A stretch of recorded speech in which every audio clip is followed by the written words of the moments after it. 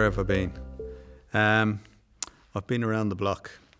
So I managed to, as a journalist, travel through some of the parts of the Global War on Terror. And that was, an eye-opening experience, just in terms of how violence begets violence. And during that time, we had 5 kids in the early noughties when I was travelling in that really intensive part of the Global War on Terror. I was in Guantanamo Bay. I was in Syria. I also, my parents passed away. I lost my mum, lost my dad, lost a sister. I lost a little baby girl, a daughter called Leodin. It all happened in a 2 or 3 year period in the mid-noughties. So it was a very strange time, a period of, in terms of destinations and where you've been, it was a very low point in terms of experiencing that level of grief and loss and anguish. But it certainly formed my view moving forward of the kind of suffering that I might write about or see in kind of retelling or representing stories about the global war on terror or terrorism, or the awful plight that confronts refugees today, millions and millions of refugees running for their lives. So I'm in my mid-50s now, and time is a strange thing.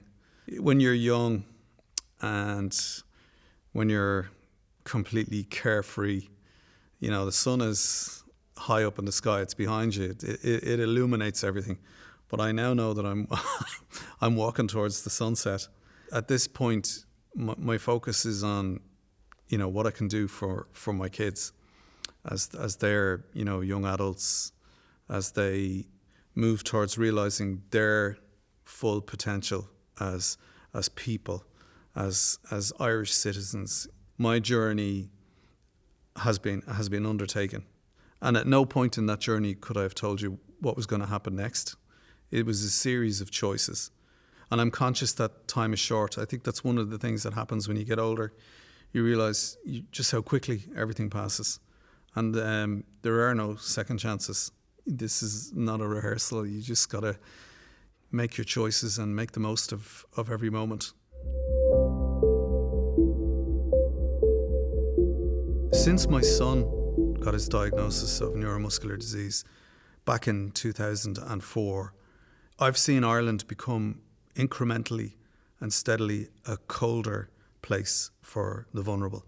If you're elderly, on a trolley in one of our hospitals, if you're homeless, or if you have a disability, you're in serious trouble in Ireland. Ireland is actually, shamefully, the worst country in the European Union to have a disability. And I would actually be frightened for what will happen to my son after I die.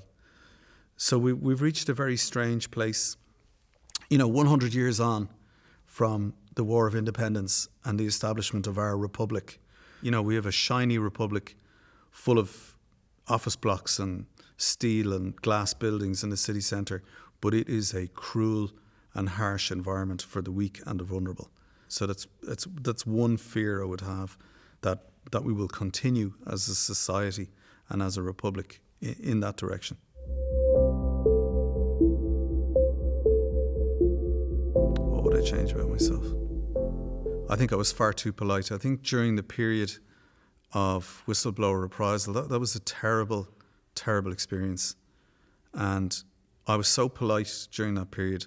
I never actually called it as it was at the time. I didn't have the language or the vocabulary for it.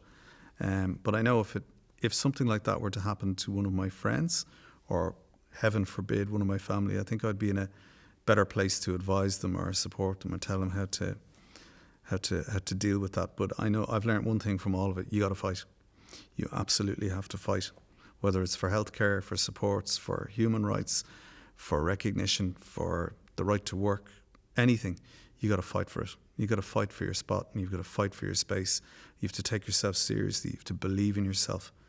And I think part of me, growing up in Finglas, we were conditioned to understand that we were less than, that, we couldn't be artists, or that we couldn't be army officers, that we couldn't be graduates, you couldn't have a PhD. And I know from life experience that you can do anything you want to do, but you've got to be prepared to fight for it.